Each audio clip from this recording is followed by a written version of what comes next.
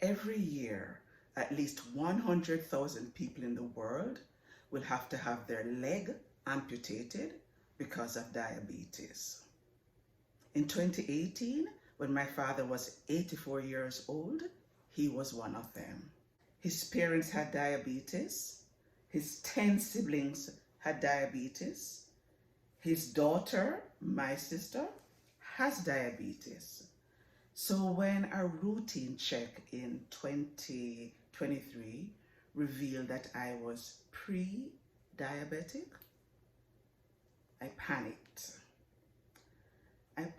But I was also filled with shame.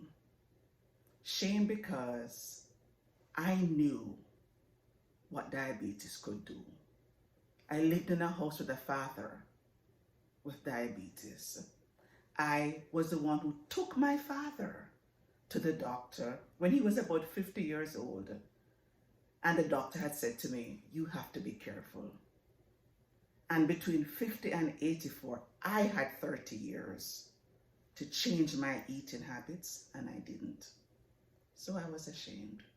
For those of you who don't know, diabetes is a disease which occurs when your blood sugar levels remain high because your body isn't producing enough insulin to convert the sugar.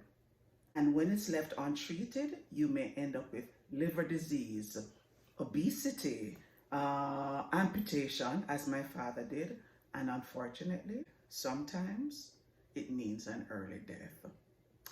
So when I learned that I was pre-diabetic and I was just on the border of being declared diabetic, I started to do some research because I wanted to learn more about diabetes. I wanted to learn how to prevent or reverse it. And I wanted to learn how to quit the sugar habit, which I knew from reading had become an addiction. And after doing tons of research, I finally found 3 strategies that helped me to quit sugar. And having successfully taken this journey, I can recommend these 3 strategies which you can use to break any habit that you have. You may have a sugar addiction, as I did, but it may not be a sugar addiction. It could be that you are addicted to social media, or you could be addicted to recreational drugs, or you could be addicted to porn, or online shopping, or online gambling. Or you could be addicted to toxic relationships. Whatever the addiction is, everybody has a habit or an addiction that they want to be rid of. And if you use these strategies, you can successfully quit or get rid of these addictions. And that is why today I want to talk to you about the 3 strategies that I use, which you can also use. And those strategies will be your ticket to freedom. They are reversal of desire, mental contrasting, and scaffolding. If you combine these strategies, you will be successful in quitting any habit that has you bound. So let me tell you about the first strategy that I used. Now, the first strategy that I want to talk to you about is called reversal of desire, which is a tool created by Phil Stutz and Barry Michaels. In their book, The Tools, they talk about 5, but the one that stood out for me was the reversal of desire, because that tool helps you to reverse your natural desire to avoid pain. Now, I know all of you know that whenever you try to do something new, form a new habit, at first it's uncomfortable. And like this little man in the visual, most of us, when we see pain, we try to avoid it. And rather than stepping out of our comfort zone, we pull back.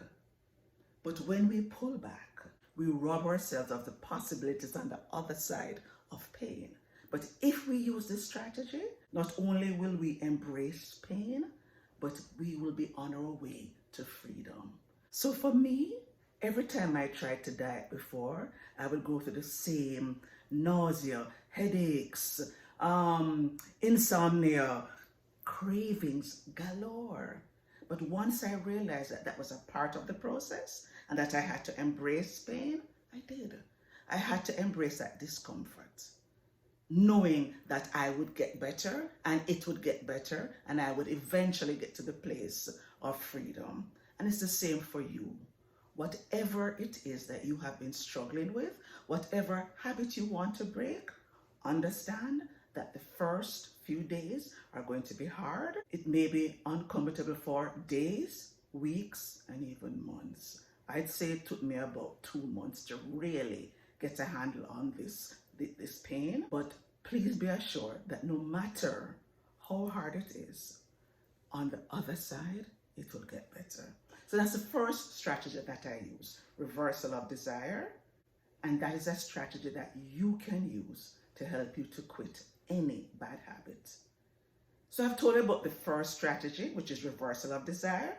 Now let me tell you about the second strategy, which is called mental contrasting. I know, mental what? That's what I said to myself the first time when I heard it. And I did a video on it because I was fascinated. Now for mental contrasting, you vividly imagine your goal and then you contrast it with where you are in the present. So you vividly imagine where you want to be. So I kept thinking about going to parties, finally being at the place where I would see sugar and not be attracted to sugar and not feel that I needed to eat the sugar. And then I would think about where I was, which was I was a slave to sugar. When you keep toggling between where you want to be and where you are now, it motivates you and it forces you and puts you in a state of what they call the necessity to act, where you have to decide on what you're going to do. Are you going to continue where you are, or are you going to reach for where you want to be? And if you decide that you want to reach for your goal, then you have to consider your obstacles, because that is what stops us from getting to our goals. The obstacles which are inevitable. And at that point, you need to whoop it. W-O-O-P. W stands for wish, O stands for outcome, the other O stands for obstacles, and P stands for plan. You have to whoop it, and this was introduced in Gabrielle Oettinger's book, Forget Positive Thinking. Because what she's saying is, forget about positive thinking. It's no use in just thinking, I want to do this, I want to get better, I want to lose weight, I want to stop eating sugar. You have to have a plan. But in that plan, you have to consider the obstacles. And for me, the main obstacle was chocolate. I had a sugar craving like no other. I had sugar every day. Not 2 or 3 days a week, 7 days a week. So I had to get rid of all the chocolate, all of the sweet things. I have to ask my husband to come on board. I had to get help because I knew that those obstacles were the reason that I constantly failed. So once you whoop it and you use mental contrasting, you're on your way to freedom from whatever it is that has you bound. Now, this is definitely one strategy that you can use. And having used it, I'm here to tell you it works. So far, I've told you about the 2 strategies that I use, which you can also use to break any bad habit that you may have. I've told you about the reversal of desire, which is reversing your desire for comfort and for instant gratification. I've told you about mental contrasting. Now let me tell you about the 3rd strategy, which is called scaffolding. Now, for those of you who are familiar with work sites, you've seen a scaffold before. I'm sure you've seen this around buildings, haven't you? Well, that's a scaffold. And according to Google, a scaffold is a temporary structure used to support a work crew and materials to aid in the construction, maintenance, and repair of buildings, bridges, and other human-made structures. So scaffolds are temporary. They give support. And I had to also figure out how I would get support as I took this journey. So I got my husband on board And I had to get my son on board because he wasn't living at home, but every weekend we'd go eating because we're all foodies. So I had to say to him, okay, these restaurants are out for now because we need to go to restaurants where I can get a good salad. But in addition to them, I got a coach. I paid for a coach, and I also joined a paid Facebook group where people were all on the same journey trying to quit sugar. I knew I couldn't do it alone. And you know, when you try to change a habit that has been so ingrained, you need support. You need someone else to help you. You need people who will help you, who will cheer you on, who you can ask questions, and people who are on your journey. You need people who are like-minded, because very often our friends love us, our partners, etc. love us, but they may not be on that journey. And many times they may think, what's the problem? Come drinking with us. Smoke a little weed. Let's do a little bit of online gambling, whatever. But when you have support, you are twice as likely to succeed. So that's the third strategy that you can use to quit your bad habits. So, in conclusion, I've just told you about the 3 strategies that I used, which you can also use to quit any bad habit. I've told you about the reversal of desire.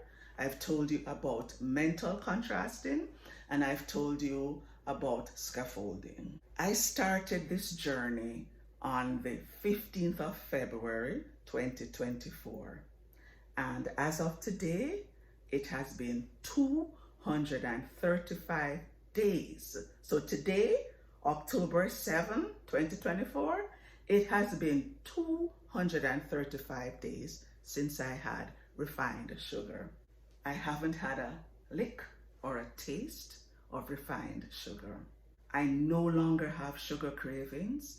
I no longer am tempted when I see all the goodies, and I can drive by Cobb's now and not have a panic attack because I want the sugar. That's no longer happening. I'm no longer pre-diabetic. I went back to the doctor. I did my blood work. My sugar levels are normal, and I've done the 6-month check since then, and my sugar levels are still normal. I'm no longer even near the range of being diabetic, and best of all, I've lost 25 pounds. So when I say to you, these 3 strategies work, believe me, they do work. So whatever you may be going through yourself, whatever habit you've been trying to break, that maybe you've never told anybody about because you feel a sense of shame, whether it's gambling or porn or whatever, know that these strategies, if you follow these strategies, you will be free from whatever it is that's keeping you bound. But don't take my word for it. Try it. I can speak with absolute confidence.